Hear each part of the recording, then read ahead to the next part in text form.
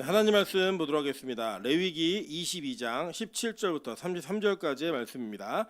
저 여러분이 한 절씩 교독하고 마지막 절은 합독하도록 하겠습니다. 교독합니다. 여호와께서 모세에게 말씀하여 이르시되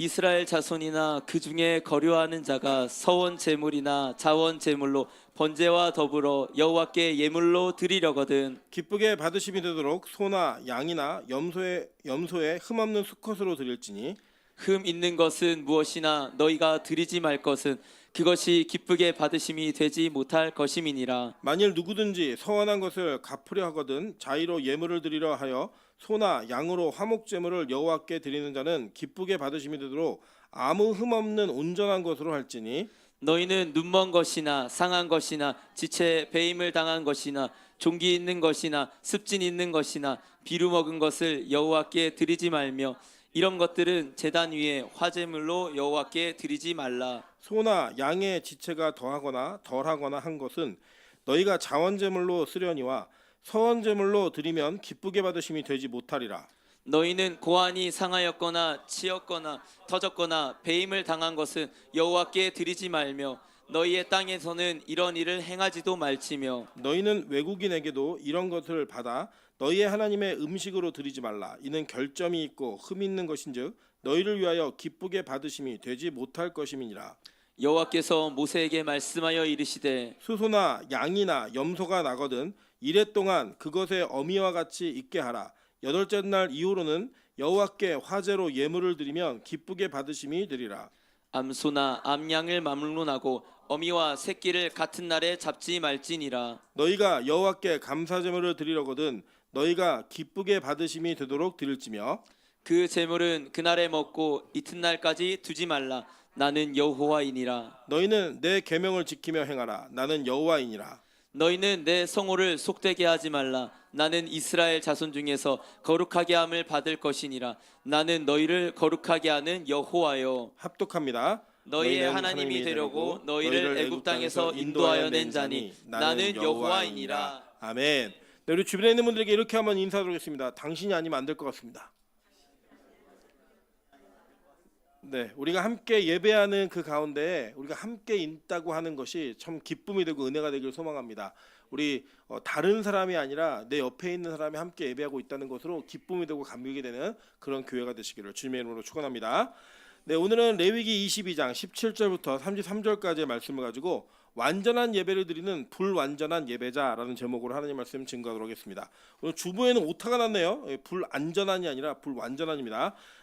이 완전한 예배를 드리는 불완전한 예배자라는 말씀의 제목을 가지고 우리 레위기 22장을 보도록 하겠습니다.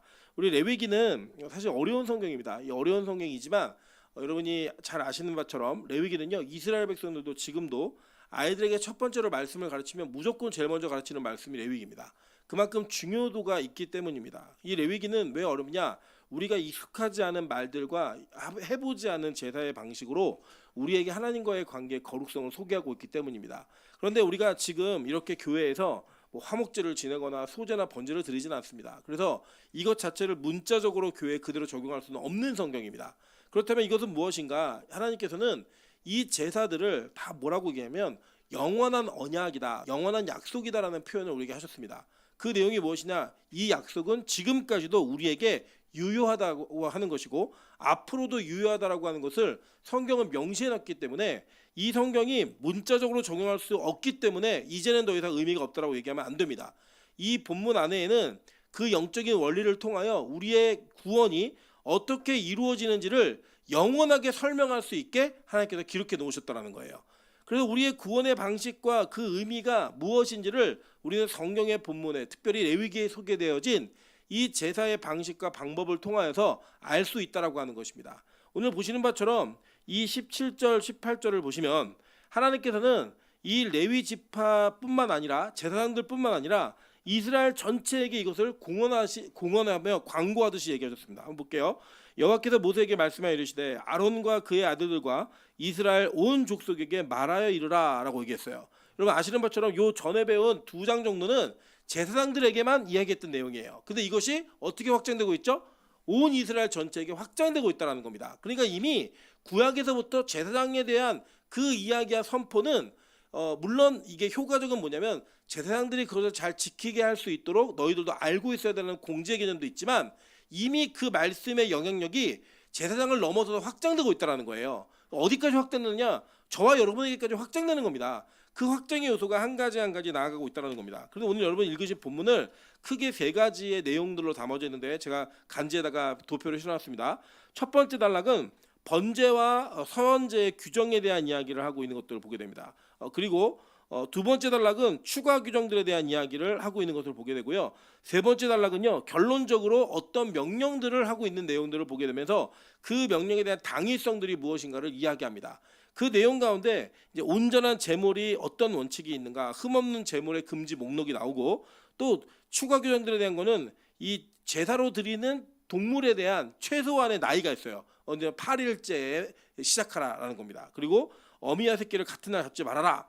감사제의 특별한 규정들에 대한 이야기하고 있고, 그리고 마지막에는 이 거룩함의 신학적인 근거가 무엇이냐, 내가 너희를 애굽으로부터 이끌어낸 여호와다라고 하는 것을 정확하게 선언한다는 거예요. 여러분, 그래서 이 내용들을 잘 읽어보시면 첫 번째 단락에서는 뭘 얘기하고 있느냐, 제사를 드릴 때에 그 제사의 형태, 형식이 중요하다라는 겁니다. 제가 어떤 목사님에게 이런 얘기를 들었습니다. 본인이 이렇게 부임을 해가지고 그 교회의 모든 전통에 대한 것들을 다 없애버렸대요. 다 없애고 나서 그 없애고 3년을 목회하다가 다시 다 복원시켰대요. 이유가 뭐냐? 다 없앴더니 성도들이 이게 내가 볼 때 이거는 이게 어떤 관습이야. 교회가 전통에는 어떤 것도 아니야라고 생각해도 다 없앴는데 없애고 나니까 성도들의 마음까지 사라지더라는 거예요. 형식이 무너지니까 그 마음조차 사라지는 것들을 발견하면서 다시 그 형식을 세우게 되었다라는 이야기를 하는 것을 들었습니다.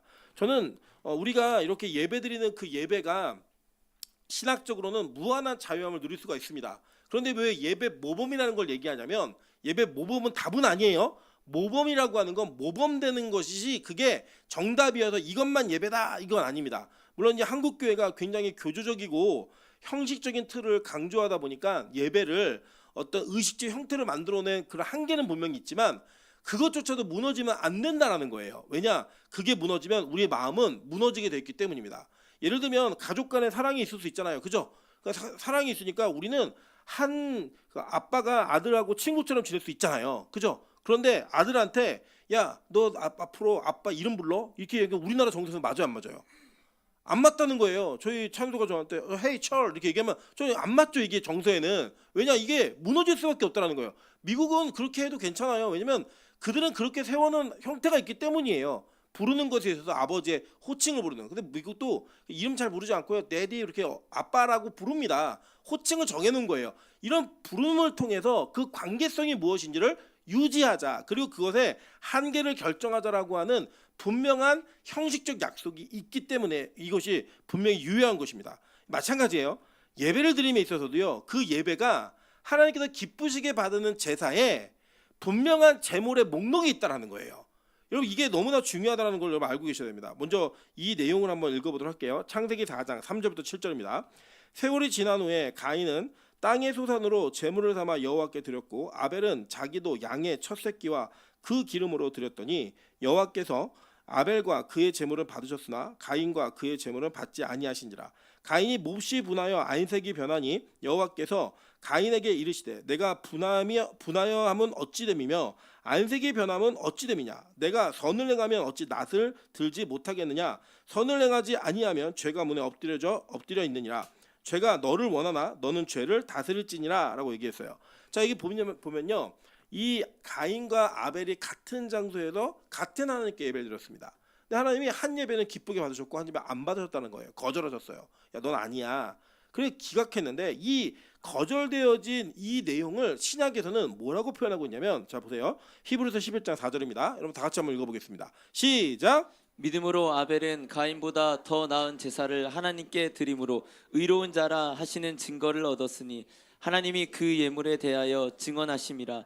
그가 죽었으나 그 믿음으로써 지금도 말하느니라. 자, 여기 보니까 아벨이 가인보다 어떻게 나은 제사를 드렸죠? 믿음으로예요. 그러니까 신약에서는 이거 전체를 믿음이라고 하는 하나의 범주로 놨다라는 겁니다. 그런데 구약의 이 내용을 보면 구약의 내용 속에서 가인의 제물과 아벨의 제물을 소개하는 그 소개가 좀 달라요. 한번 볼까요? 자, 가인은 땅의 소산으로 제물을 삼아 여호와께 드렸고 아벨은 자기도 양의 첫 새끼와 그 기름으로 드렸더니라고 얘기합니다. 뭐가 다르죠? 제물의 종류가 다르죠. 이 종류 때문에 받았다 안 받았다 얘기하시면 안 돼요. 왜냐? 곡식으로 드리는 제사가 있었어요, 없었어요? 있었죠. 소제라는 제사가 있었단 말이에요. 그러니까 이 제물의 종류가 곡식은 싸고 뭐 이건 비싸 이런 거 아닙니다. 여러분 제가 보니까요, 이 베지테리안들이 돈이 더 많이 들어요. 요새 고기가 더 쌉니다. 고기를 마음 먹고 사면 더 싸게 살 수 있단 말이에요. 그러니까 가격 때문에 뭐 귀한 건 나쁜 거 이런 개념이 아니고 이미 곡물과 이 고기, 그러니까 짐승은 제물로 드릴 수 있는 가능성이 다 있는 거였어요. 가능한 내용이었다고요. 그런데 뭐가 다르냐 보니까 가인은 땅의 소산으로 드렸다고 얘기하고요. 아벨은 뭘로 드렸다고 얘기해요? 첫 새끼라고 얘기해요. 첫 새끼. 그죠? 그러니까 첫 번째 걸로 드렸다는 거예요. 그러니까 이거를 성경은 뭐라고 표현하고 있냐면, 자 그러면 이거를 오해해서 그러면 첫 번째로 드린 것만 받으시고 아닌 건 안 받나 보다 이렇게 얘기하시면 안 돼요. 우리도 예를 들어 그럴 수 있잖아요. 여러분 월급이 딱 들어오면 통장에 누가 제일 먼저 그걸 가져가요? 카드사가 가져가죠. 누가 제일 먼저 가져가거든요. 카드사가 제일 먼저 가져가지. 우리가 헌금 내는 것보다 카드사가 먼저 가져가는 경우가 있어요, 없어요? 있잖아요. 그게 어떤 순서적인 첫 번째만을 강조하는 게 아니라는 거예요. 히브리서는 뭐라고 이걸 표현하고 있냐면 이게 믿음의 차이였다라고 얘기하는 거예요. 뭐냐? 믿음의 차이가, 믿음의 유무가 예배드리는 제물에 있어서 종류의 문제가 아닌 그 정성적인 마음에 대한 차이를 결정했는데, 나타나게 했는데 그게 뭐예요? 첫 번째 것을 드린 것과 그냥 소산을 드린 문제로 이해하고 있다는 겁니다. 그러니까 잘 보세요. 믿음이 있다라고 하는 것은 그 믿음은 반드시 어떻게 표현된다? 하나님 앞에 하나님이 정해주신 예배 형태로 표현된다는 거예요. 그래서 제물의 형태가 너무나 중요하다라고 성경 우리에게 이야기하고 있는 겁니다. 그리고 여러분 보통 우리가 그렇게 얘기하잖아요. 말로만 하는 것을 우리는 느끼지 않아요. 여러분 예를 들어 볼게요. 제가 저희 가족을 사랑한다라고 얘기하면서 가족에 대해서 신경을 전혀 쓰지 않아요. 그냥 마음으로 사랑해 사랑해 아무리 말을 골백 번 천 번 해도요, 사랑하는 거예요 안 하는 거예요? 그거는 느낄 수가 없는 거예요. 진짜 사랑하면 어떤 일이 벌어지죠? 우리 아이들의 필요가 뭔가, 아내의 필요가 뭔가, 이거를 채워주려고 노력하게 되어 있습니다. 형태적인 게 너무 중요한 거예요. 그런 형태적인 게 없어지고 무너지면 진짜 마음이 있다 한들 그것은 오래가지 못하고, 그것이 있다고 얘기한들 아무도 그것을 인정해주지 않더라는 거예요. 여러분 그게 성경은 우리에게 얘기하고 있다는 겁니다. 그래서 여러분 보세요. 예배를 드릴 때에 우리가 예배를 드리는 태도, 그리고 예배에 준비되어지는 그 과정과 형식도 여전히 중요합니다. 자, 어떤 사람이 세상에서 친구들을 만날 때에는 온갖 화려함으로 자기를 장식하고 꾸미는데 교회에 올 때는 뭐 씻지도 않은 모습으로 계속 온다. 이거 문제가 있어요, 없어요? 있죠. 그런데 내가 하나님을 더 경외한다라고 말하면 돼요, 안 돼요? 안 된다는 거예요. 여러분 예를 들어서 내가 나를 위해서 뭘 사용하고 쓰는 곳에는 뭐 수없이 많은 돈도 그냥 별로 아깝지 않게 막 써요. 그런데 하나님께 드리는 10,000원짜리 한 장을 덜덜덜 떨면서 드리고 있다. 뭐 잔돈이 없어갖고 50,000원짜리 들고 하루 종일 막 고뇌하면서 앞으로 5주 동안 헌금하지 말아야지 이러면 각오한다. 여러분 그러면 이게 진짜 하나님께 예배를 드리는 모습 가운데 진짜 하나님을 경외하는 마음이 있다라고 얘기하는 게 가능해요, 불가능해요? 불가능하잖아요. 이거 우리도 인정이 안 되는 거란 말입니다. 그래서 여러분 보통 이제 젊은 친구들에게 있는 이야기들인데, 남자가 나를 얼마나 좋아하는지를 알려면 그 남자가 나한테 얼마큼 돈을 쓰는지를 계산해봐라, 이런 얘기가 있어요. 물론 그것만 따지는 것도 문제가 있긴 하지만 저는 어느 정도 일리가 있다고 생각합니다. 누군가에게 자기가 가지고 있는 재화의 재물의 모든 것들을 투자하는 것, 시간과 뭐 재원을 투자하는 것, 이거는 그 마음에 비례할 수밖에 없는 거예요. 물론 뭐 해주고 싶은데 상황이 안 돼서 못하는 경우는 있겠죠. 그러나 있는데 나는 마음은 있지만 있는데도 못 안 해. 이거는 맞아요, 틀려요? 틀리다는 거예요. 성경은 그거를 너무나 정확하게 우리를 간파하고 있다는 겁니다. 왜냐? 우리 죄인들은 우리가 형태로 정해놓아진 하나님과의 관계성을 표현하는 방식을 제정해놓지 않으면 우리는 죄 가운데서 내가 편한 방식으로 하나님을 섬기는 그런 모습으로 갈 수밖에 없다라는 거예요. 요 근래에 들어서 뭐 많은 11조의 논란, 뭐 여러 가지 논란들이 있습니다. 뭐 드려야 된다, 안 드려도 된다, 상관없다, 뭐 다 좋습니다. 다 좋은데 여러분 11조의 전체적인 근원의 개념은 뭐예요? 개념이 뭐냐면 나의 모든 것이 하나님 것입니다라고 드렸던 그 소유되어진 그 소유의 주체가 누구인가를 표현하는 방식이었어요. 그죠? 그러면 적어도 나는 11조를 안 해라고 하는 분은요, 주님이 너 전 재산 다 내놔. 그러면 드릴 수 있는 믿음이 있어서 나는 모든 것이 주의 것입니다라고 고백하면서 고백하는데 난 11조는 안 해라고 얘기하면 제가 인정할게요. 예. 그런데 만약에 주님이 다 내놓으라고 얘기할 때 난 내 건데 못 드려요라고 얘기하면서 11조를 하지 않는데 난 믿음 있어요. 나 다 주의 것이에요. 말하는 건 가짜다, 진짜다. 가짜라는 거예요. 그래서 여러분 뭐 11조가 신학적으로 어떤지 여러 가지 논란이 있지만 저는 분명한 개념이 있어요. 예수님이 이 땅에 오셔서 11조 하라 그랬어요, 하지 말라 그랬어요? 그건 그거대로 하라고 얘기했어요, 분명히. 그러니까 그 구약적 개념과 관습으로 하는 건 잘못된 거예요. 그런데 내 모든 소유가 하나님의 것입니다라고 인정하면서 하는 11조는요. 그거는 성경적으로 올바른 개념이라고요. 그리고 그게요. 복음 안에서 자유함을 누리는 영역에 있지 않습니다. 있다고 하더라도 진짜 하나님이 나의 구원자이시고 나의 구주라고 믿으면 그거 안 할 수 있다 없다. 못 한다라는 거예요. 여러분 그래서 저는 제가 다시 한번 말씀드리는데 빛과 소금계는 헌금 강요하지 않습니다. 여러분 11조 안 하셔도 괜찮습니다. 그리고 이 11조를 하느냐 안 하느냐 이것은 여러분의 믿음에 관련된 문제이지 교회 안에 들어오는 멤버십이 되느냐 안 되느냐 문제가 아니에요. 믿음의 문제라고 100%. 그런데 저는 이건 동의 못해요. 11조를 하지 않는데 나는 믿음 있다는 얘기 하지 마세요. 그래서 성경에 맞지가 않다고요. 11조를 안 하는데 어떻게 믿음 있다는 얘기를 해요. 그건 올바른 표현이 아니라는 거예요. 여러분 성경은요 이렇게 형태에 대한 부분도 분명히 강조하고 있음을 아셔야 된다는 거예요. 그리고 오늘 이 22장 본문에서 두 가지의 그 제사를 표현했는데 서원제와 자원제를 얘기했어요. 이 서원제는 히브리어로 네데르라는 단어이고 자원제는 히브리어로 네다바라는 단어예요. 이 단어 차이가 조금 있는데 자, 이 하나님의 관점에서 보면 서원제는 하나님과의 약속, 언약 속에서 공의와 성결을 기준을 지키는 기준이 있어요. 약속에 대한 기준이 있어서 이 기준은 절대적인 완전함, 즉 이 드리는 제물은 어떤 흠도 있으면 안 돼요. 히브리어로 이거를 완전함을 타밈이라고 얘기합니다. 타밈. 우리 이거 기억나실 거예요. 타밈의 제사를 드려야만 되는 거예요. 자, 반면에 이 자원제도 역시 하나님께 드리는 기쁨인데 이 기쁨을 어떻게 드리냐? 자발적으로 드리는 거예요. 자발적으로. 이 자발적으로 드리는데 이 자발적으로 드리는 그 정확한 표현에는 뭐 어떤 표현이냐면 아주 재밌는 표현이 나와요. 자, 23절 한번 볼게요. 본문 23절. 소나 양의 지체가 더하거나 덜하거나 한 것은 너희가 자원제물로는 쓰려니와 서원제물로 드리면 기쁘게 받으심이 되지 못하니라 라고 얘기하면서 차이를 두었어요. 자, 예를 들어 더하거나 덜하거나 이게 무슨 뜻이냐면 이런 거예요. 예를 들면 우리 양들 중에 제가 그 닭을 이렇게 닭 공장에서 일한 형제가 얘기해 줬는데 그 자기는 닭을 잘 안 먹는데요. 왜 안 먹냐 물어봤더니 그 닭 공장에 일하다 보면요 닭이 얼마나 기형이 많은지, 그러니까 유전자 이런 막 변형이나 이런 걸로 기형이 많은지를 눈으로 본대요. 그 날개가 3개인 닭이 그렇게 많대요. 그리고 막 그걸 잘라내는 작업도 해야 되고 막 이런 해서 자기는 닭고기를 잘 안 먹는다는 그 얘기를 하는 걸 제가 들은 적이 있어요. 그러니까 잘 보세요.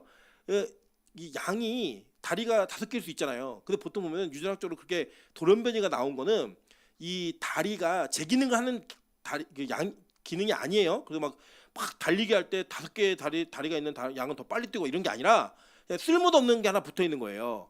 그런 게 있을 수 있죠. 반면에 또 태어날 때부터 다리가 하나 없이 태어난 양이 있을 수 있겠죠. 그죠? 그런 양들은 하나님께 뭘로는 드릴 수 있다? 자원제로는 드릴 수 있다는 거예요. 그리고 서원제로는 안 된다는 거예요. 그래서 이 분명한 제사의 형태와 제사의 종류에 따라 제물을 구분하셨어요. 기준이 뭔지를 엄격한 기준과 조금은 유연한 기준으로 하나님이 정해놓으셨는데 이 정해놓으신 기준 사이에 어떠한 복음의 비밀이 담겨져 있다는 거예요. 자, 먼저는 이거예요. 자, 흠 없는 수컷으로 드려라 라고 얘기하는 그 흠 없음에 대한 근거들, 그리고 그 출발이 무엇인지를 성경은 이렇게 우리에게 소개합니다. 출애굽기 12장 3절부터 7절입니다. 너희는 이스라엘 온 회중에게 말하여 이르라. 이달 열흘에 너희 각자가 어린 양을 취할지니 각 가족대로 그 식구를 위하여 어린 양을 취하되 그 어린 양에 대하여 식구가 너무 적으면 그 집의 이웃과 함께 사람의 수를 따라서 하나를 취하며 각 사람이 먹을 수 있는 분량에 따라서 너희 어린 양을 계산할 것이며 너희 어린 양은 흠없고, 이게 탐임이에요. 흠없고 탐임 1년 된 수컷으로 하되 양이나 염소 중에서 취하고 이달 열 날까지 간직하였다가 해질 때에 이스라엘 회중이 그 양을 잡고 그 피를 양을 먹을 집 좌우 문설주와 임방에 바르고라고 얘기합니다. 자, 그러니까 흠없는 수컷으로 예배를 드렸던 그 첫 번째 제사의 출발이 어디에서 강조되고 있냐? 유월절로부터 강조되고 있는 거예요. 그 유월절에 어린 양은 누굴 상징하는 거예요? 예수님을 우리 교회 이거 너무 쉽죠, 그죠? 예수님을 상징하는 거예요. 그 예수님을 상징할 때 그 예수, 즉 그 집에 사망의 천사가 뛰어넘어가는, 이 유월절인 게 너물류 너물월이에요. 그 넘어간다는 뜻입니다. 패스오버, 이게 패사라는 단어가 넘어가다는 뜻이에요. 넘어가는, 저주가 넘어가고 심판이 넘어가는 그 개념에서는 반드시 뭐의 피가 필요하다는 거예요? 흠없는 1년 된 수컷이 죽어서 그 피를 발라야지만 이게 유효하다라고 얘기하는 거예요. 자, 계속 볼게요. 신명기 15장 21절입니다. 그러나 그 짐승이 흠이 있어서 절거나 눈이 멀었거나 묻은 흠이 있으면 내 하나님 여호와께 잡아들이지 못할지니 라고 얘기했어요. 안 된다는 거예요. 신명기 17장 1절 흠이나 악질이 있는 소와 양은 아무것도 내 하나님 여호와께 드리지 말지니 이는 내 하나님 여호와께 가증한 것이 됨이니라 라고 얘기합니다. 자, 그러니까 이게 금지에 넣었다고요. 금지. 여러분 잘 보세요. 저는 참 이게 어려워요. 마음이 어려운 게 뭐냐면 저는 부교육자 때 설교 시간에 헌금 설교를 꽤나 자신 있게 했던 사람이에요. 왜냐면 부교육자는 사실 그 교회의 헌금하고는 전혀 관련이 없다라고 보시면 됩니다. 그냥 약속되어진 사례를 받는 거지 그 별로 큰 관련이 없어요. 마찬가지로 담임 목사가 된 이후에도 이게 헌금 설교를 안 하려고 굉장히 노력을 많이 했어요. 여러분 기억하시겠지만 제가 빛가소금교회 부임해서 한 3년 동안 헌금 설교 한 번도 한 적이 없어요. 근데 제가 하나님께 되게 큰 질책을 받아요. 질책을. 뭐냐면 왜 하나님의 기뻐하시는 예물에 대한 부분을 가르치지 않느냐. 왜 네 의로 가르치지 않느냐. 저는 그 얘기하는 게 좀 치사하다고 생각했습니다. 마치 교회가 뭐 돈을 뜯어내는 이미지 막 이런 것들로 안 좋은 이미지를 받는 것 자체의 그 오해로부터 빛가소금교회는 전혀 연관이 없었으면 좋겠다라고 하는 제 의가 있었다고요. 근데 여러분 성경에서는요. 하나님께 드리는 이 예물이 흠이 없어야 된다라고 하는 것을 너무나 강조해서 얘기하고 있다는 것을 기억하셔야 돼요. 제가 두 가지 차원에서 얘기할 거예요. 하나는 먼저는 구약적 개념에서 이 예물이 왜 흠이 없는 것을 드려야 되는가에 대한 부분으로 우리에게 적용을 하나 할 거고 이것이 우리에게 진짜 가능한 일인가에 대한 부분에 대해서 다시 한번 신학적인 적용을 할 거예요. 자, 먼저 보시면 하나님께서는 이 구약에서 흠 없는 것으로 드리는 자들을 철저하게 배격하고 지적하셨습니다. 한번 볼게요. 말라기 1장 6절부터 8절입니다. 내 이름을 멸시하는 제사장들아 나 만군의 여호와가 너희에게 이르기를 아들은 그 아버지를 종은 그 주인을 공경하나니 내가 아버지일진데 나를 공경함이 어디 있느냐 내가 주인일진데 나를 두려워함이 어디 있느냐 하나 너희는 이르기를 우리가 어떻게 주의 이름을 멸시하였나이까 하는도다. 너희가 더러운 떡을 나의 제단에 드리고도 말하기를 우리가 어떻게 주를 더럽게 하였나이까 하는도다. 이는 너희가 여호와의 식탁은 경멸히 여길 것이라 말하기 때문이라. 만군의 여호와가 이르노라 너희가 눈먼 희생 제물을 바치는 것이 어찌 악하지 아니하며 저는 것 병든 것으로 드리는 것이 어찌 악하지 아니하냐. 이제 그것을 너희 총독에게 드려보라. 그가 너를 기뻐하겠으며 너를 받아주겠느냐 얘기합니다. 하나님이요 이 뒤에 뭐라고 얘기하면요 말라기에서 야 차라리 성문 닫아버려. 이 성전문을 닫아버려. 그 제물의 똥을 니네 얼굴에 발라버렸으면 좋겠어. 뭐 심각한 얘기를 합니다. 여러분 제가 볼 때는 그 가끔씩 제가 굉장히 그 공격적인 설교를 한다고 얘기하는데 아니에요. 저 선지자에 비하면 굉장히 부드러운 사역자입니다. 선지자들 그대로 얘기했어요. 뭘 얘기하냐면 니들이 하나님을 경멸하고 하나님을 존중하지 않는다고 했더니 우리가 언제요? 얘기했더니 니들 눈먼 거 병든 거 저는 것 갖다 예배드렸잖아 이렇게 얘기를 합니다. 자 이걸 그대로 우리에게 적용해 볼게요.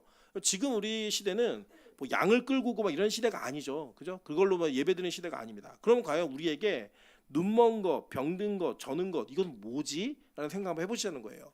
여러분 우리가 예배를 드림에 있어서 그 예배가 여러분에게 가장 귀한 것이 된다라고 얘기하면 그 귀한 것은 여러분의 모든 에너지가 집중돼 있어야만 합니다. 예를 들어 볼게요. 우리가 내일 수능이라면 오늘 수능 볼 사람들은 어떻게 할까요? 수능 전날까지 밤새 공부하는 애들 없습니다. 어떻게 하죠? 네, 일찍 자요. 쉰다고요. 그리고 자기의 컨디션을 최상으로 만들어서 내일의 그 시험을 어떻게 잘 치러내야지에 대한 준비를 미리 한다라는 거예요. 그건 뭐죠? 나의 몸과 마음을 최상의 상태로 만드는 거예요. 어디에 맞게? 시험 치는 거에 맞게. 그죠? 예, 우리 그랬던 경험이 여기 다 있으세요. 학력고사 보신 분들도 있고 다 있으실 거예요. 집에 뭐 예를 들면 학교에서 수능을 저기 중간고사 기말고사 보더라도 우리 그런 컨디션 조절을 다 한다고요. 여러분 근데 토요일 날 주일 날 예배를 드릴 것을 알면서 토요일 날 여러분의 몸을 세상 일에 혹사하거나 내가 어차피 내일 예배에 지각하거나 늦으면 되니까 그냥 TV 오래까지 봐야지 뭐 유튜브 오랫동안 봐야지 끝까지 뭐 내 할 일 다 해야지 이걸 하고 주일날 늦었다 이게 뭐예요? 눈먼 거 드리는 거예요. 병든 거 드리는 거라고요. 여러분 11조 아까 제가 말씀드렸는데 여러분 11조를 정직하게 하느냐 안 하느냐 전 몰라요. 뭐 예를 들어 정직하게 하는 걸 알려면 여러분 월급 뭐 증명서 다 띄우시면 돼요. 그냥 같이 내시라고 얘기하면 돼요. 근데 교회가 그런 곳이 아니잖아요. 돈 거들어온 곳이 아니잖아요. 여러분 자율성이 다 맡기고 있는 겁니다. 근데 놀라운 사실은 우리가 하나님께 11조를 어떻게 드려야 되는가의 개념을 상당히 모르는 분들이 굉장히 많으세요. 그래서 가끔 질문해요. 제가 어떤 질문을 많이 받냐면 세전으로 합니까? 세후로 합니까? 그걸 얘기했을 때 저는 적어도 기쁨이 있어요. 어떤 기쁨이냐면 야, 정직하게 11조를 하고 싶어 하는구나. 그 관심이 있으니까 하는 거 아니에요. 그런데 이 면피용으로 11조하는 중직자들이 한국에 되게 많아요. 예를 들어 제가 예전 교회에서 경험했던 일인데 사업을 되게 크게 하시는 분이신데 그 안수 집사님이 매달 11조가 똑같아요. 맞아요, 틀려요? 아니잖아요. 여러분 사업하는 사람이 어떻게 매달 똑같은 수입이 있어요? 그렇지 않다고요. 그런데 그 매달 똑같은 걸 해요. 그러면서 그게 11조를 하고 있다라고 얘기를 합니다. 교회는 근데 그렇게 하는 액수도 커요, 상당히. 여러분이 상상할 수 없는 액수를 해요. 그러니까 매달 똑같은 액수를 11조를 하는데 그 상상할 수 없는 액수를 하니까 그 액수 때문에 그냥 그걸 다 넘어가 준다고요. 근데 하나님 앞에서 그게 뭐예요? 눈먼 거, 병든 거 저는 거예요. 여러분의 마음과 상태, 내가 뭐 새 옷을 샀다, 새 신발을 샀다. 그 우리는 뭐 하고 싶어 하냐면 가장 귀한 자리에 예쁘게 보이고 싶고 멋지게 보이고 싶은 자리에 제일 먼저 합니다. 그런데 원래 어떻게 해야 돼요? 교회 입고 오셔야 된다고요. 이게 율법적으로 얘기하는 거 아니에요? 우리 마음이 진짜 예배에 집중돼 있으면 반드시 그것은 우리의 삶의 형태로 나타나게 돼 있다는 거예요. 그러니까 그렇게 여러분에게 뭔가 얻어지는 것들, 내가 누릴 수 있고 사용할 수 있는 권한이 있는 영역에서 하나님과 관계되어진, 하나님과 관련되어진 영역에 우선순위가 어디에 있는가 그걸 보시자는 거예요. 나를 스스로 점검해 보면 그 점검 속에서 그 우선순위가 후순위로 밀려 있다면 여러분의 예배는 지금 하나님께서 흠없는 것을 드려야 된다라고 하는 그것에 미치지 못하는 예배가 되고, 말라기가 지적하고 있는 하나님께서 닫아버렸으면 좋은 예배, 안 받았으면 좋은 예배, 그거를 하나님께서 우리에게 그대로 적용한단 말이에요. 여러분 보세요. 마지막에 뭐라고 얘기냐면 이제 그것을 너희 총독에게 드려보라. 그가 너를 기뻐하겠으며 너를 받아주겠느냐. 예를 들어 우리 교회 권사님 한 분이 저한테 과일을 선물하셔서 집에 가서 열어봤더니 절반이 썩어 있어요. 제가 그걸 보면 뭘 느낄까요? 아, 우리 권사님이 날 너무 사랑하시는구나 이렇게 느낄까요? 야, 얼마나 나를 하찮게 여겼으면 이렇게 썩은 걸 갖다 내지?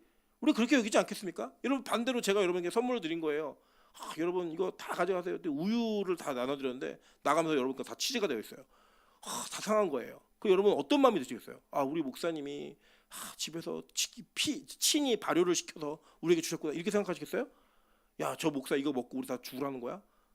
주지 말지 차라리. 이런 느낌 안 드시겠어요? 여러분 그런 인간관계 속에서도 그런 일이 벌어지는 일들을 너희는 너무나 많이 하고 있다는 거예요. 그래서 성경은 뭐라고 얘기냐? 우리의 예배가 하나님 앞에 흠없는 예배가 될 수 있도록 노력하라는 거예요. 형식적으로 그것을 분명히 이야기한 겁니다. 그래서 뭘 했느냐? 이 당시에 제사장들은 양을 데리고 오면, 소를 데리고 오면 이 소와 양에 흠이 있는지 없는지를 철저하게 구분했다고요. 철저하게 판별했다는 거예요. 왜요? 그 형태가 그의 마음을 표현하는 것이기 때문에.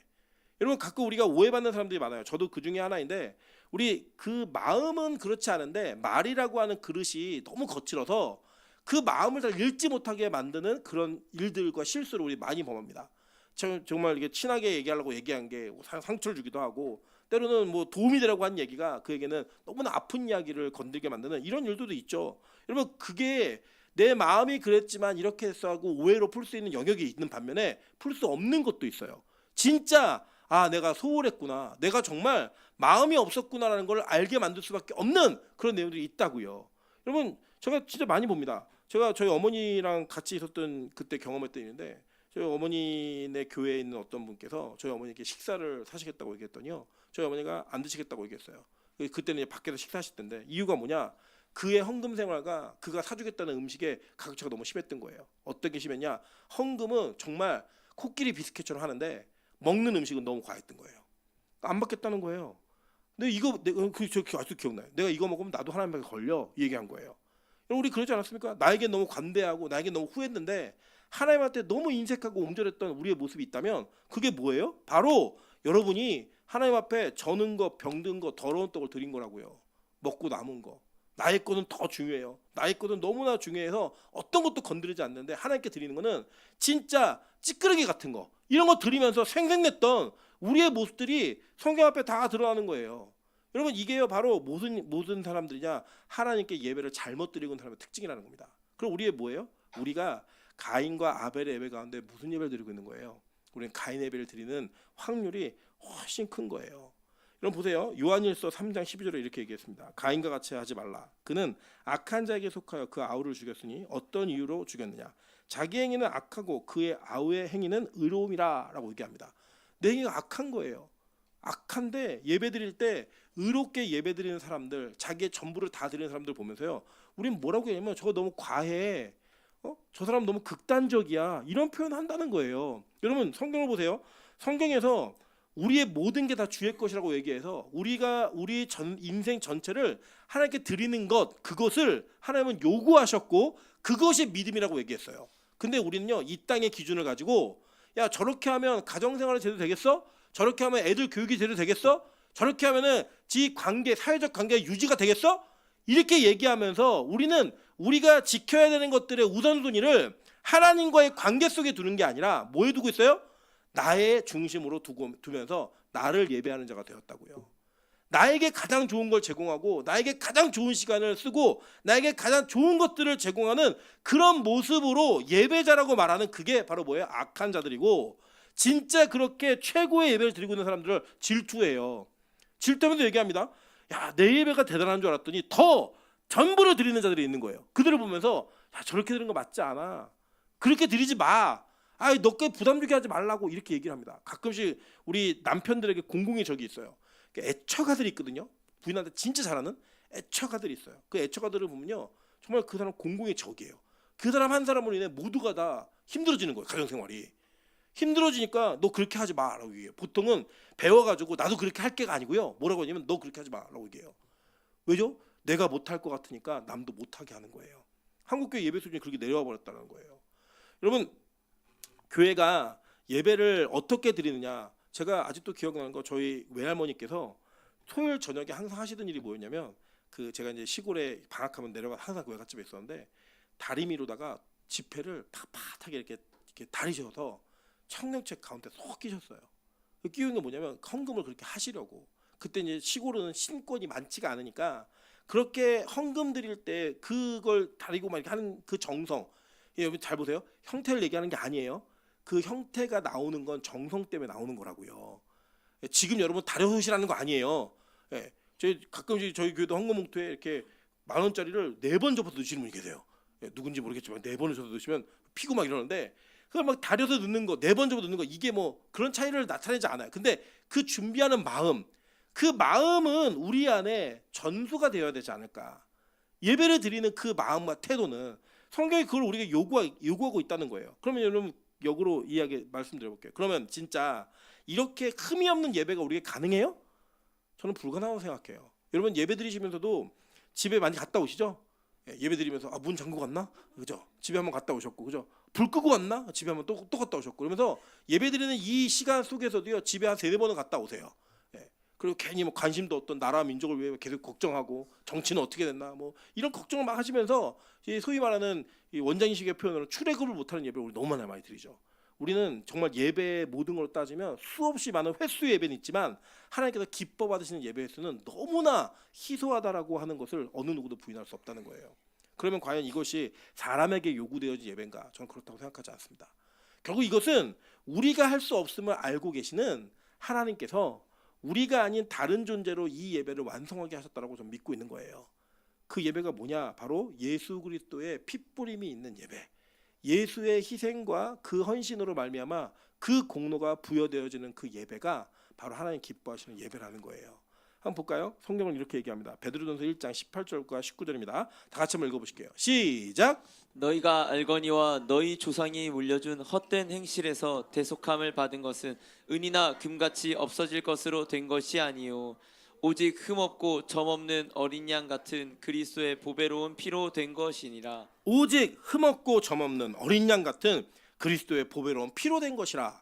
우리의 구속의 문제가 우리 자신의 노력과 열심으로 된 게 아니라 그 예수 그리스도의 흠없고 점없는 피뿌림으로 말미암아 이루어졌다라는 것을 성경은 정확하게 우리에게 선언하고 알려주고 있는 겁니다. 히브리서 9장 10절 한번 볼까요? 하물며 영원하신 성령으로 말미암아 흠없는 자기를 하나님께 드린 그리스도의 피가 어찌 너희 양심을 죽은 행실에서 깨끗하게 하고 살아계신 하나님을 섬기게 하지 못하겠느냐. 그죠? 그래서 우리가 예배드리고 우리가 온전한 예배를 드리는 것은 우리의 공로와 노력이에요? 아니에요. 성경은 이것을 오직 예수 그리스도로 말미암아 가능한 것이라고 얘기하는 겁니다. 자, 그러면 이렇게 서원제 네데르가 흠없는 짐승으로만 드려야 된다라고 규정해 놓았다면 자원제인 네다바는 왜 도대체 흠이 있는 것도 가능하게 했는가라는 것을 봐야 된다는 거예요. 자, 이건 너무나 중요한 개념인데요. 이렇게 이해하시면 될 것 같아요. 먼저 설명을 좀 들어보시면 이해가 될 거예요. 우리가 완전한 예배를 드려야지만 하나님 기뻐하셔요. 그죠? 성경이 정해놓은 거예요. 이거는. 그러니까 방법은 완전한 예배를 드리는 것밖에는 없어요. 그래서 그 완전한 예배를 드리는 그 가운데 그 기준이 너무나 높아요. 흠이 없고 점 없는 거로만 드리라는 거예요. 근데 우리가 그 돼요, 안 돼요? 안 되잖아요. 안 되다 보니까 하나님께서는 그 율법이라고 하는 그 틀 안에다가 우리의 무능함과 우리의 유한함을 알고 계신 하나님께서 그 예배를 드릴 수 없는 불완전한 자들이 예배를 드릴 수 있는 가능성을 열어놓으신 거예요. 그래서 저는 이게 복음이라고 생각합니다. 자, 보세요. 자, 에베소서 1장 4절부터 7절이에요. 곧 창세전에 그리스도 안에서 우리를 택하사 우리로 사랑 안에서 그 앞에 거룩하고 흠이 없게 하시려고 그 기쁘신 뜻대로 우리를 예정하사 예수 그리스도로 말미암아 자기의 아들들이 되게 하셨으니. 자, 보세요. 여기 보면은 우리로 사랑 안에서 그 앞에서 거룩하고 흠이 없게 하시려고예요. 그럼 미래예요, 과거예요, 현재예요? 미래죠. 시제가 미래라고요. 그러면 지금 우리가 흠이 없다는 거예요? 아니면 앞으로 흠이 없게 한다는 거예요? 앞으로 흠이 없게 하시려고예요. 즉 뭐냐? 우리의 흠이 있음에도 불구하고 우리를 그렇게 하실 거라고 작정하셨기 때문에 하나님께서 그 작정하신 은혜를 따라 우리가 그냥 흠없는 대로 간주해 주겠다는 거예요. 그리고 그게 바로 은혜 복음이라고요. 여러분 오늘 완전해서 예배드리세요? 오늘 예배드리시는 가운데 나는 오늘 주님 앞에 날 다 드려도 완전한 자야 라고 자신할 수 있는 분 없잖아요. 근데 우리가 오늘 예배하고 있단 말이에요. 근데 성경은 뭐라고 얘기냐면 완전한 예배만, 그 완전하게 탐임인 예배만 받으시겠다는 거예요. 하나님이. 그 탐임의 예배가 아니고선 나 기쁘게 못해, 나 안 받아 얘기하셨기 때문에 우리에게는 가능성이 있어요, 없어요? 없다고요. 지금의 재물은 누군데요? 여러분, 재물이 뭐냐면요, 재물은 이 끌고 오는 재물은 또 다른 자기예요. 그래서 내가 이 재물한테 안수 기도를 하면 나의 죄가 이 안수 받은 짐승에게 다 전달되는 거예요. 임파테이션, 전가되는 거라고요. 그 전가되는 얘는 뭐예요? 또 다른 나라고요. 그 또 다른 나가 죽으면서 내 죄가 이렇게 죽어야 되는 죄다라는 걸 보여주는 거예요. 그러니까 재물이 나였어요. 그죠? 그럼 지금은 재물을 갖고 와요, 안 갖고 와요? 안 갖고 와요. 그럼 누가 재물이에요? 에? 아니, 지금 올 때 여러분이 재물이잖아요. 그래서 로마서 12장이 뭐라고 얘기해요? 영원한 산 재물로 너희가 드릴 예배, 영적 예배를 얘기하잖아요. 우리가 재물이라고요. 근데 우리가 흠이 없을 수 있어요, 없어요? 없다고요. 그래서 우리가 흠이 없이 드릴 수 없는 예배를 누가? 흠없는 예수 그리스도가 대신 재물이 되어서 우리로 하여금 그 예배를 드리게 하신다고요. 단번에 그 원리가 성경에 기록되어 있는 거예요. 반면에 흠이 있는 그 재물이 예배하게 하시는 그 예배 가능성을 열었어요, 안 열었어요? 열어놨다고요. 어떻게 열었느냐? 여기서 얘기하잖아요. 지금 말하고 있는 이 자원제 네다바는 흠이 있어도 드릴 수 있다, 없다? 있다는 거예요. 그래서 흠 있는 자들이 예배를 드려야 한다라고 하는 이 가능성이 열려 있는 거예요. 자, 한번 볼게요. 자, 골로새서 1장 21절과 23절입니다. 전에 악한 행실로 멀리 떠나 마음으로 원수가 되었던 너희를 이제는 그의 육체의 죽음으로 말미암아 화목하게 하사 너희를 거룩하고 흠없고 책망할 것이 없는 자로 그 앞에 세우고자 하셨으니 이게 뭐예요? 미래형이었죠, 그죠? 앞으로 그렇게 하려고 내가 너 세운 거야. 그 뭐예요? 이미 우리는 어떤 자들이었는데 악한 행실 가운데 있었던 존재들이라고요. 그러니까 우리 흠이 있다 없다. 흠이 있는 존재였다라고 성경은 얘기하는 거예요. 그래서 볼게요. 빌립보서 2장 13절부터 16절입니다. 너희 안에서 행하시는 이는 하나님이시니 자기의 기쁘신 뜻을 위하여 너희에게 소원을 두고 행하게 하시나니 모든 일을 원망과 시비가 없게 하라. 이는 너희가 흠이 없고 순전하여 어그러지고 거스르는 세대 가운데서 하나님의 흠없는 자녀로 세상에서 그들 가운데 빛들로 나타내며 생명의 말씀을 밝혀 나의 다름질이 헛되지 아니하고 수고도 헛되지 아니함으로 그리스도의 날에 내가 자랑할 것이 있게 하려 함이라라고 얘기해요. 자, 그러면 보세요.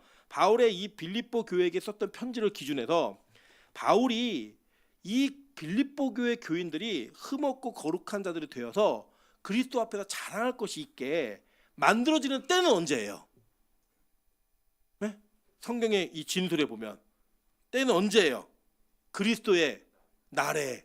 그 언제인데요? 그게 그리스도의 날이 주님 재림하실 때. 우리가 흠이 없어지고 완전해지는 건 언제예요? 주님 재림하실 때지 지금이 아니라고요. 근데 지금 한국교회와 많은 윤리도덕적 설교들은 우리가 설교를 듣고 신앙생활을 열심히 하면 여러분이 흠이 없는 자가 될 수 있습니다라고 가르쳐요. 아니에요. 성경은 불가능하다고 얘기했다고요. 여러분 제가 여쭤볼게요. 죄 안 짓는 게 가능해요? 만약 가능하다고 얘기하시면 여러분 예배 드리시면 안 돼요. 지금 그게 그러니까 가능한데 못한 자들이 와서 예배 드리고 있는 거 아니에요.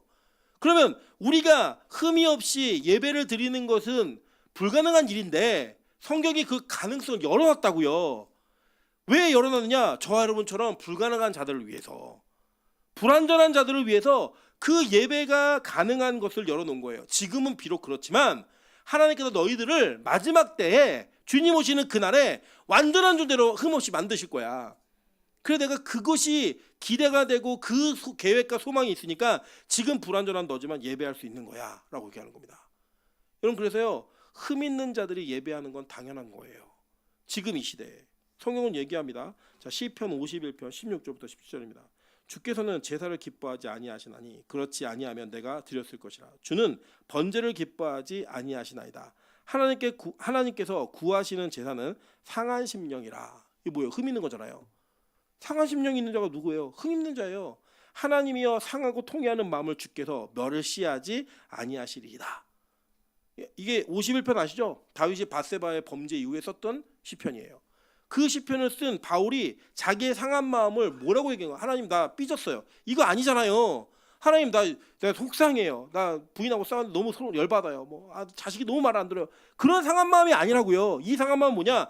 내가 범죄함으로 인하여 누구와의 관계가 깨진 거예요? 하나님과의 관계가 완전 깨져버린 거예요.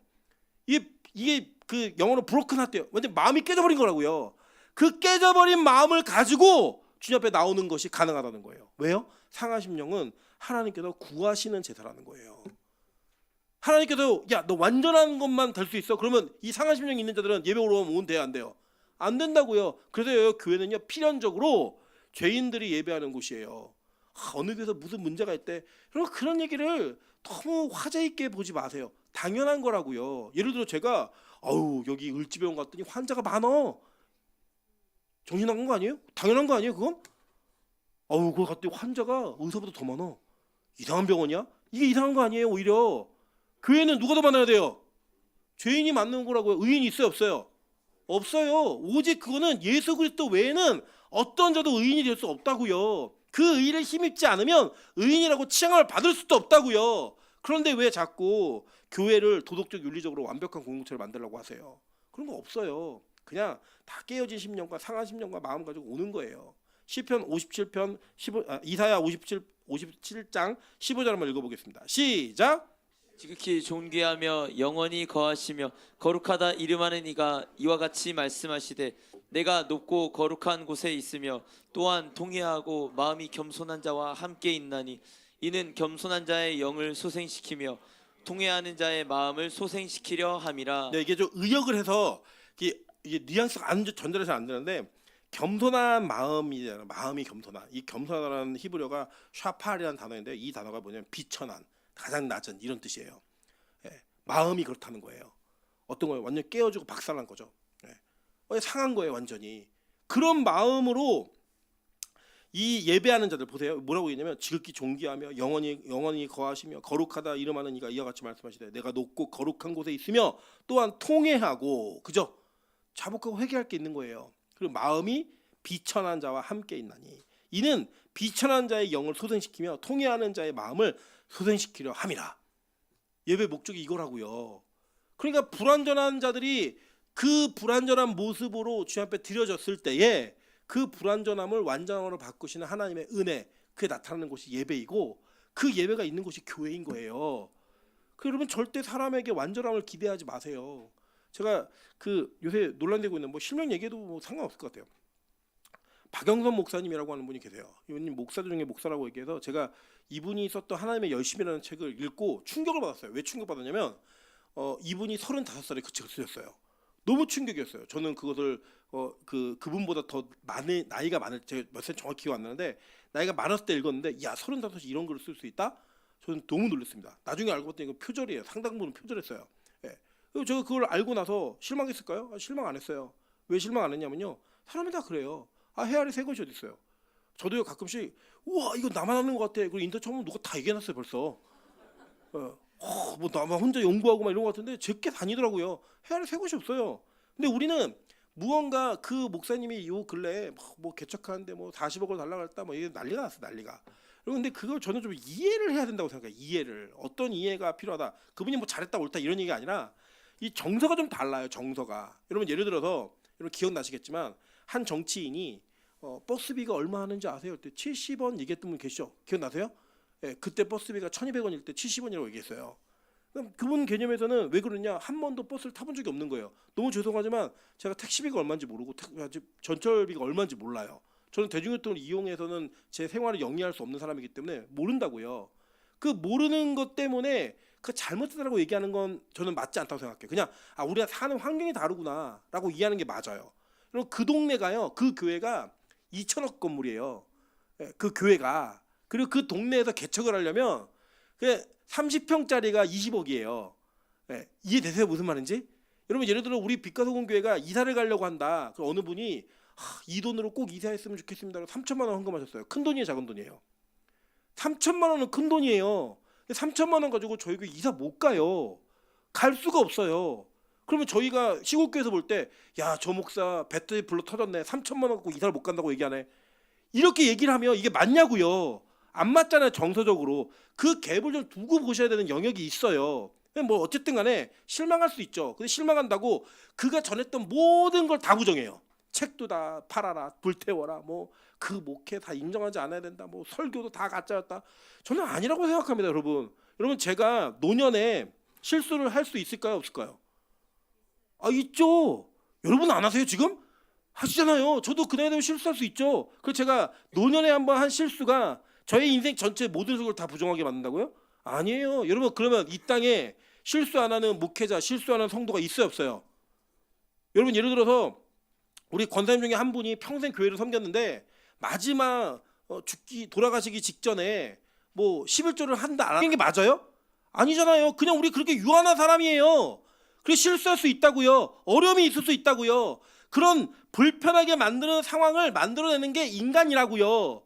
그런 자들이 모여서 하나님 우리가 불완전한데요. 불완전함을 넘어선 완전한 예수 그리스도의 의를 힘입어 그 완전한 예배 가운데 동참하길 원합니다. 라고 간절하게 기도하는 게 바로 예배인 거예요. 저는 우리 빛가소금 교회가 너무 어려운 분들이 안 계시는 교회 매태, 뭐 누구 매태, 이강도사 앞으로 10회 예정 이렇게 붙여놓는 거예요. 네. 그러니까 붙여놓으면 들어오자마자 그 동판을 보면서 기가 질리겠어요, 안 질리겠어요? 여러분 금식 못한 장로님들, 금식 안 해본 권사님들은 그걸 보면서 야 우리 목사님 넘지 못할 산이야. 이걸 여러분 느끼시면서 그거를 자랑으로 여기시면 여러분 교회가 의만 짓지 않겠어요? 뭐 금식 20일을 한 사람은 남을 지적할 수 있고 21일 금식도 안 한 게 누굴 지적해? 이렇게 얘기하면 교회가 얼마나 삭막해지겠냐고요. 그 교회예요? 아니잖아요. 여러분 교회는요 흠이 있고 무너지고 약한 자들이 모여서 온전한 예수 그리스도를 붙듦으로 말미암아 온전한 예배가 나에게 의로 전가되는 걸 경험하는 게 교회라고요. 그래서 여러분 기대하지 마세요. 목사에게도, 장로에게도, 권사에게도 사람에게 기대하지 마세요. 저는요 굉장히 사람을 많이 믿었던 사람이에요. 제 개인적으로는 신뢰하고 믿어요. 안 변할 거라고 생각하고 제가 막 비밀도 막 많이 얘기하고 제 비밀도 많이 얘기하고 막 이랬어요. 근데요 나중에 그랬던 사람들이 정말 말도 안 되는 이유로 그것을 무기 삼아 저를 떠나는 걸 너무 여러 번 경험하면서 아 사람은 절대 믿을 수 없는 존재구나라는 걸 저 깨달았어요. 지금 사람을 믿느냐? 안 믿어요. 근데 믿으려고 노력해요. 어떻게 노력하냐면 그 안에 계신 예수를 바라보며 그를 믿으려고 노력합니다. 그 안에 계신 예수를 바라보고 그 사람은 안 믿어요. 저는 그러더라고요. 그저께 우리 미선이가 자기 예배 잘 드릴 거예요. 안 믿어요. 저는 또 도망갈 거예요. 안 믿어요. 그러나 그 안에 미선이로 하여금 그 고백을 하게 하신 하나님을 신뢰하면서 믿으려고 노력하는 거예요. 속는 게 아니라 속아주는 거예요. 왜요? 사람을 믿어서는 절대 그것이 안 된다는 걸 알고 있기 때문에. 저는 여러분 뭐 변화된 것처럼 열심히 믿으려고 저는 믿지 않아요. 다만 그 안에 일하시는 성령님을 믿는 거예요. 성령님 저 사람 바꿔주실 거죠? 저는 믿습니다. 그래서 저도 믿는 것처럼 노력해 볼 거예요. 저 솔직히 그런 마음이에요. 여러분 여기 앉아 계신 권사님 장로님에 대한 마음도 다 동일해요. 저는 그렇게 믿는 거예요. 그 안에 계신 하나님을 믿지 사람을 절대 믿지 않아요. 왜냐? 그 사람을 믿어서 그렇게 많이 상처받아왔고요. 그것이 얼마나 하나님을 불신하는 건지 저는 여러 번 경험했다고요. 하나님보다 사람을 더 믿어보니까 그 사람으로 인해 더 큰 상처가 오더라고요. 저에게. 여러분 복음은 예배는 그런 겁니다. 그래서 성경에서 하나님이 예배를 드릴 때 제물로 불완전한 제물로 드릴 수 있는 길을 열어놓으신 거예요. 그리고 그 예배를 통하여 완전함으로 나올 수 있는 길을 연장해 놓으신 거고요.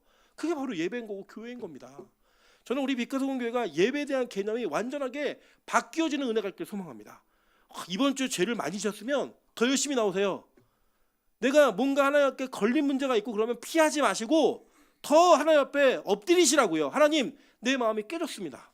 내 마음이 무너졌습니다. 내가 상한 심령이 되었습니다. 나 좀 도와주세요. 나 좀 붙들어 주세요. 우리는 그거를 안 보이려고 노력 되게 많이 해요. 안 괜찮은데 괜찮은 척. 마음에 상처가 있고 어려움이 있고 뭔가 미안한 마음이 있는데 안 그런 척. 그렇게 해야지만 내가 괜찮은 그리스도인처럼 보일까 봐. 그렇지 않아요.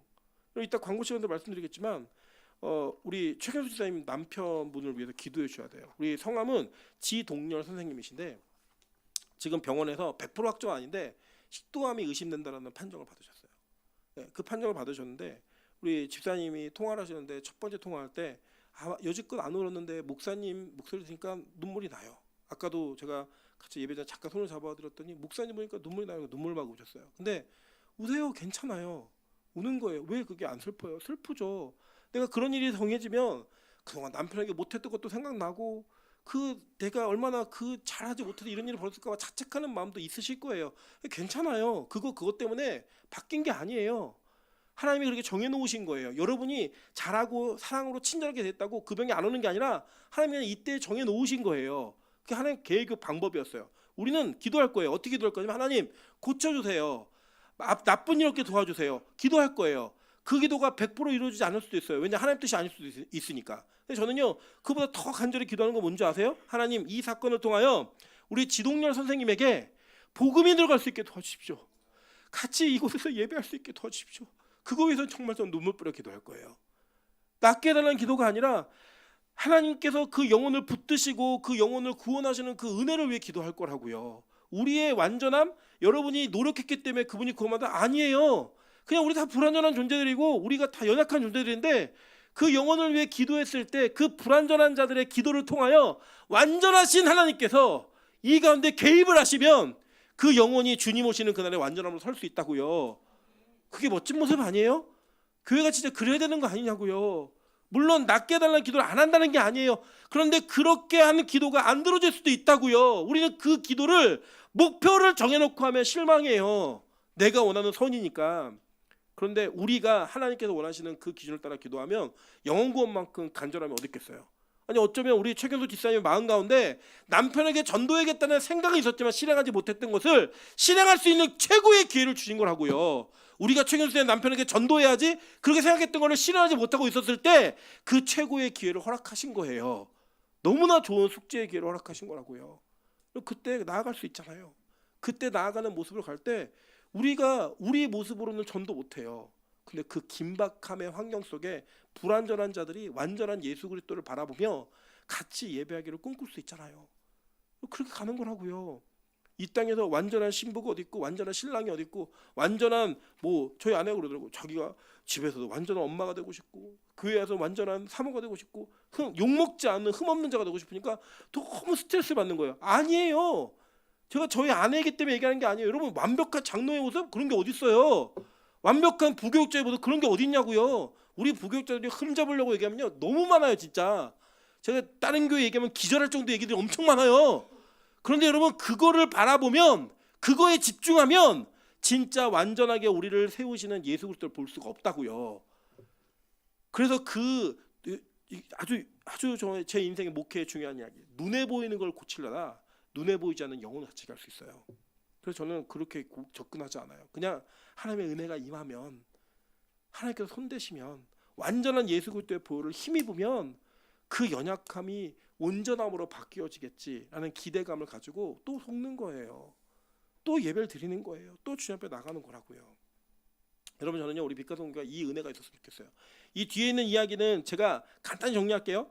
하나님이 그 8일째 되면은 드려라. 7일까지 하지 마라. 이거를 짐승의 짐승의 동물권이라 그래요. 인권 아니죠. 짐승권을 보호하기 위해 이런 명령을 딱 아니에요. 성경에 보면요. 이 일하는 소에게 멍에를 씌우지 말라고 얘기한 게 소를 위해서 얘기했겠니? 그거 아니고 사역자를 위해 얘기한 거야. 그 얘기가 나와요. 이건 무슨 이야기냐면 언약의 완전성을 이야기하는 거예요. 8일째 무슨 일이 있었죠? 할례가 있었죠. 난지 8일 만에 할례. 그게 뭐예요?